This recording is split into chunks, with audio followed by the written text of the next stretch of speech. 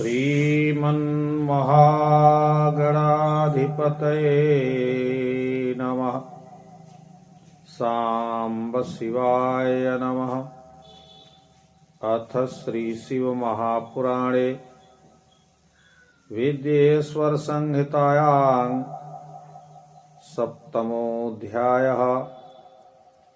ईश्वर उवाच वत्स का स्वस्ति वः कच्चिद्वर्धते मम शासनात् जगच्च देवता वंशः स्वस्वकर्मणि किं न वा प्रागेव वेदितं युद्धं ब्रह्म विष्णो मयासुराः भवतामभितापेन पौनरुक्तेन भासितम्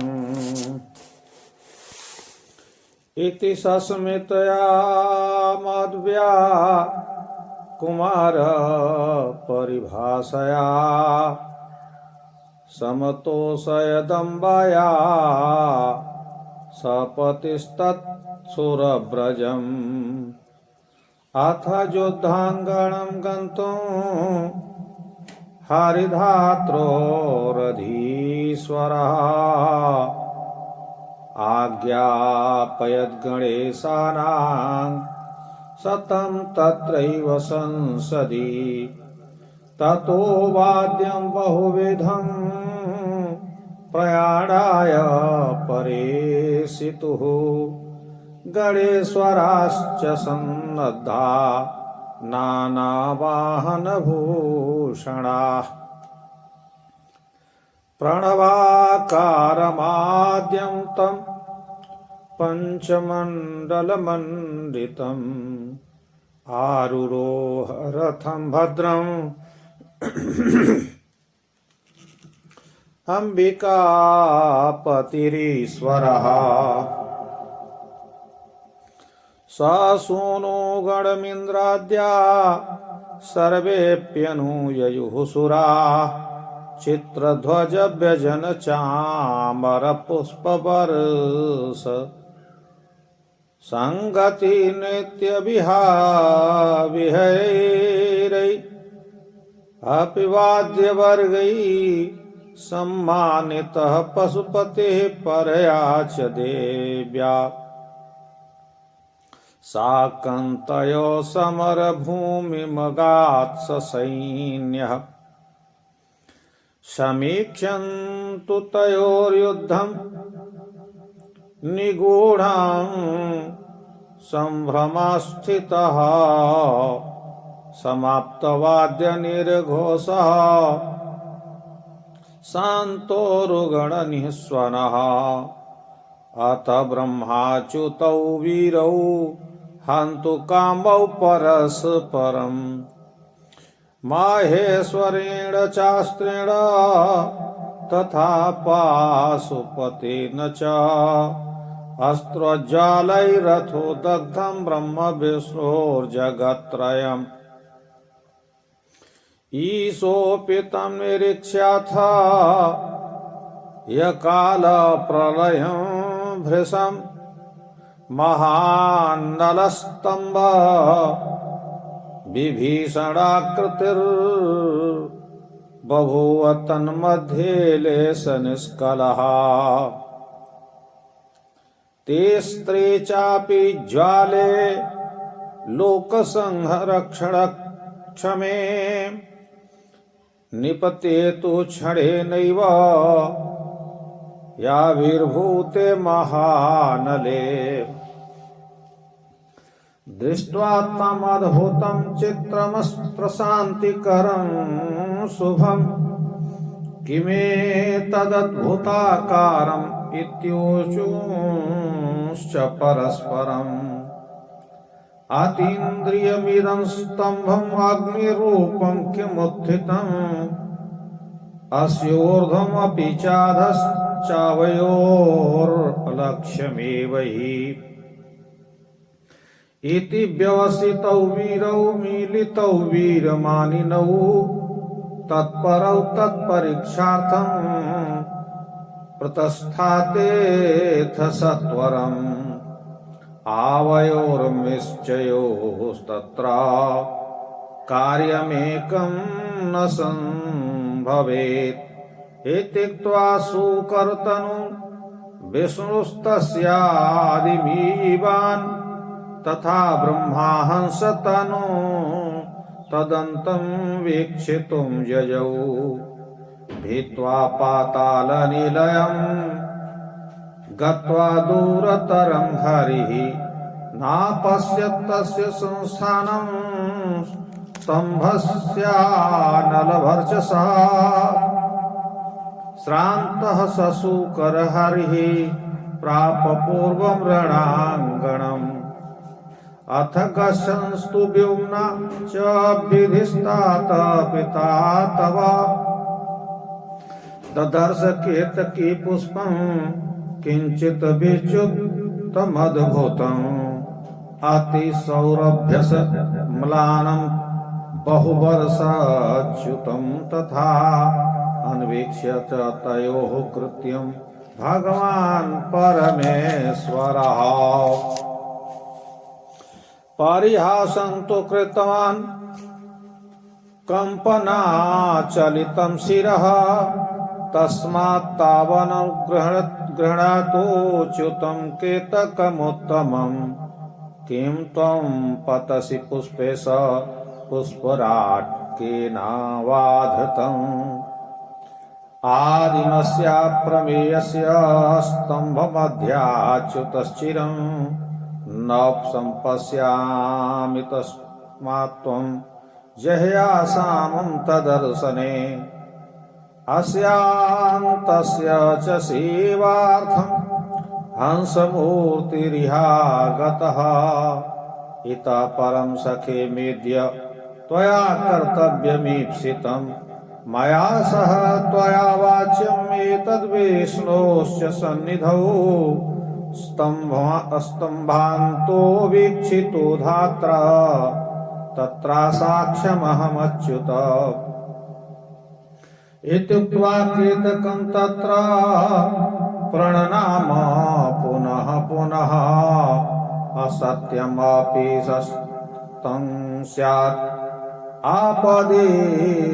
आपदेत्यनुशासनम् समीक्ष्य तत्राच्युतस्तमायत श्रमं प्रनष्टहर्षत् तुननर्तहर्षात् उवाच चैनं परमार्थमच्युतं खण्डात्तवादसविधिस्ततोच्युतं स्तम्भाग्रमे तत्समुदीक्षितं हरेर् तत्रैव साक्षी ननु केतकं त्विदम् ततो वदत् तत्र हि केतकं मृखा तथेति तद्धात्रिवचस्तदन्तिके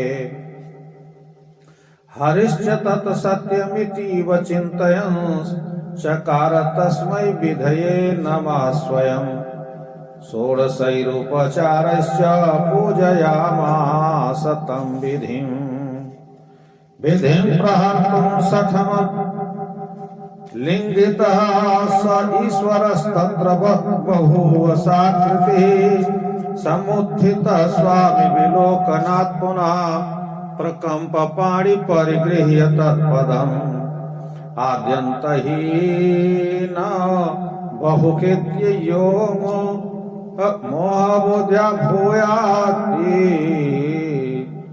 सहनावतिका मनोत्थः सात्वं प्रसीद करुणाकरकस्मलग्नौ मृष्टं क्षमस्व विहितं भवतैककेल्या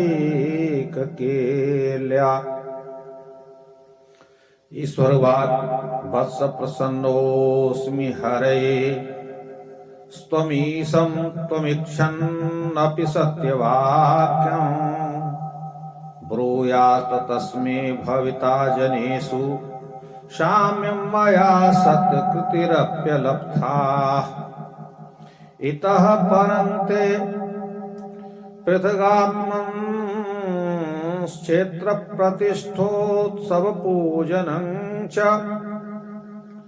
इति देवः पुरा प्रीतः सत्येन हरये परं ददौ स्वसाम्यम् इत्यर्थं देवसंघे च पश्यति।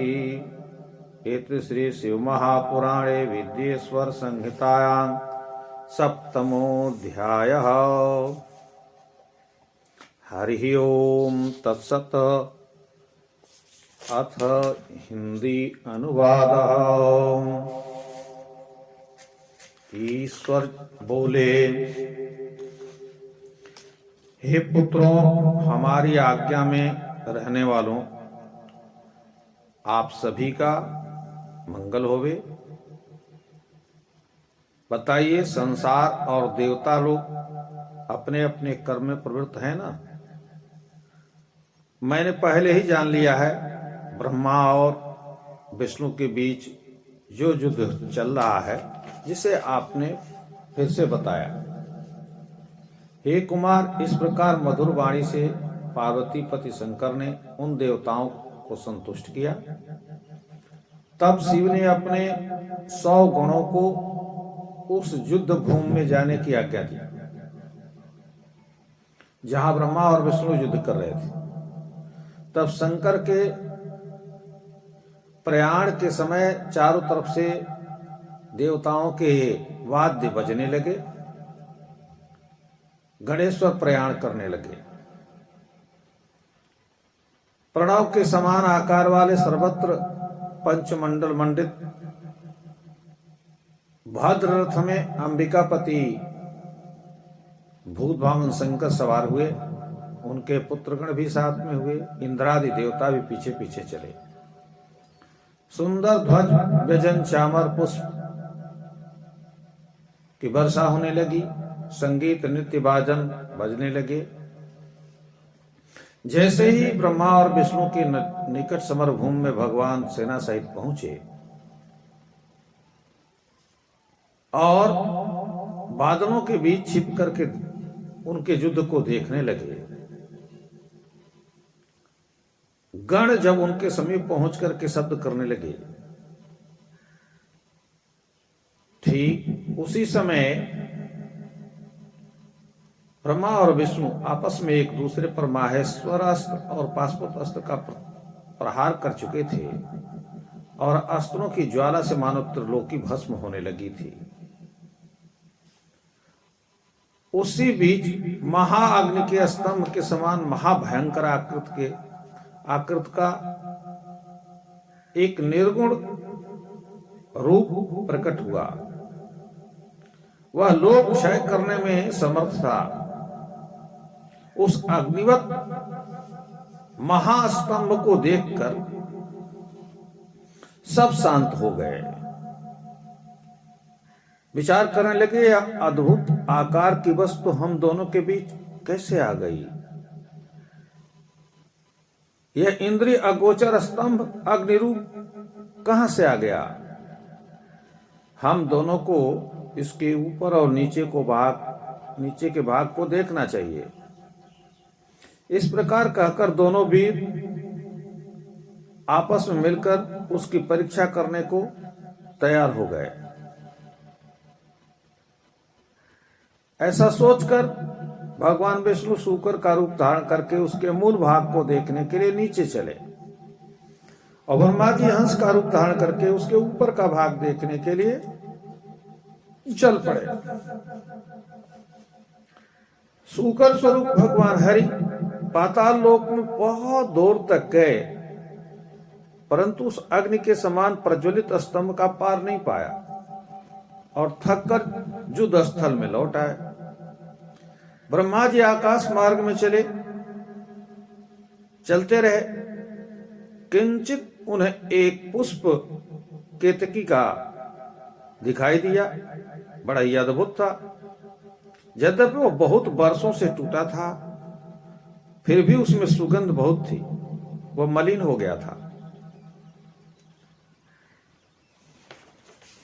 परिहास में ब्रह्मा जी ने पूछा कि तुम कांपते हुए कहां से आ रहे हो। तब वह केतकी का पुष्प बोला, मैं पुष्पों का राजा हूं। मैं इस स्तंभ के मध्य भाग से गिर रहा हूं। बहुत दिन हो गए मुझे ज्ञात नहीं मैं कितने दिनों से लगातार गिरे जा रहा हूं, परंतु आज तक मुझे इसका अंत नहीं मिला, गिरा ही चला जाता हूं। इससे तुम इसके अंत को देखने की आशा छोड़ दो। ब्रह्मा जी बोले, इसका अंत देखने को ही तो मैं हंस रूप से ऊपर आया हूं। हे मित्र, तुम्हें हमारा मनोरथ पूरा करना चाहिए। मेरे संग चलकर विष्णु के निकट तुमको यह कहना चाहिए कि ब्रह्मा ने इस स्तंभ का अंत देख लिया है, इसमें मैं साक्षी हूं। ऐसा कह ब्रह्मा जी से ने बारंबार केतकी के पुष्प को प्रणाम किया और कहा, यह आज्ञा है कि आपदा में झूठ बोलने में दोष नहीं होता। जाकर ब्रह्मा जी ने सब जब विष्णु को थकित देखा, उनमें प्रसन्नता नहीं है, तब वह हर्षित हो नृत्य करने लगे और खंड के समान बात करते हुए अच्युत से ब्रह्मा जी बोले, हे विष्णु, हमने स्तंभ का अंत देख लिया, उसमें यह केतकी का फूल साक्षी है और ब्रह्मा के कहे अनुसार केतकी पुष्प ने भी असत्य भाषण किया। हरि ने उनका कहा सत्य मानकर स्वयं ब्रह्मा जी को प्रणाम किया और 16 प्रकार से ब्रह्मा जी की पूजा की। तो ब्रह्मा का कपट देख उनको मारने के अग्नि स्वरूप स्तंभ से साकार ईश्वर प्रकट हुए। स्वामी को देखते ही कांपते हुए हाथ जोड़कर विष्णु उनके चरण में गिर पड़े और विनम्रता पूर्वक बोले, हे आद्यंतहीन शरीर वाले, अज्ञान बुद्धि के कारण हम आपको नहीं जानकर आपके आदि अंतकाल पता लगाने में लगे हुए थे। आप हमारे ऊपर प्रसन्न हो, हमारे पापों को दूर करें, हमें क्षमा करें, हम आपकी क्रीड़ा को नहीं जानते। तब ईश्वर बोले, हे वत्स विष्णु, मैं तुम्हारे ऊपर बहुत प्रसन्न हूं, कारण कि तुम ईसत्व की इच्छा करके भी सत्य वक्ता हो। इसी कारण से संसार में ईसत्व को तुम प्राप्त होगे। तुम्हारी मुझसे बिल्कुल बराबरी होगी और आज से तुम्हारी पृथक मूर्ति की क्षेत्रों में प्रतिष्ठा और उत्सव पूजन होगा। इस प्रकार सत्य कहने से शिव विष्णु पर बहुत प्रसन्न हुए और देव समूह के देखते देखते उन्होंने अपनी समानता विष्णु जी को दी। इस प्रकार श्री शिव महापुराण में विद्येश्वर संहिता का 7वां अध्याय पूर्ण हुआ।